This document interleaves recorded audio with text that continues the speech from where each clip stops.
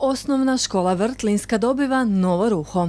Naime, gradonačelnik grada Čazme Dinko Pirak potpisao je ugovor sa izvođačem radova na osnovnoj školi Vrtlinska. Zadovoljstvo mi je pozdraviti gospodina s kojim ćemo potpisati ugovor danas za obnovu područne škole Vrtlinska, koja je zadnja u stvari došla na red u energetskoj obnovi.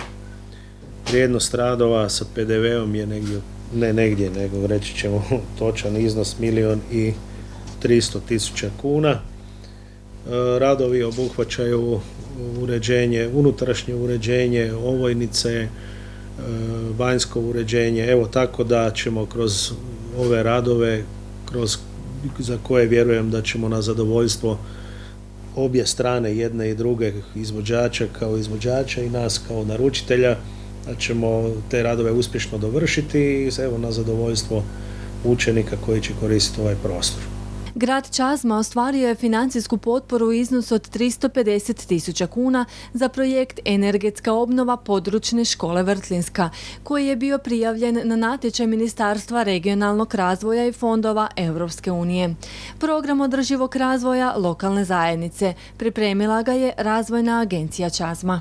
Ovdje ćemo raditi ovo što smo govorili, energetska obnova i unutarnje uređenje tog objekta u području škole Vrtlinska.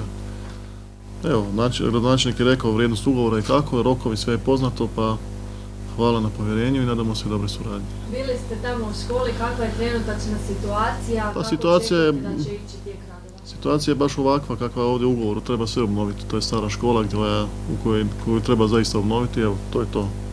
Projekat je sigurno dobro zamislio što sve treba uraditi, optimalno čini mi se.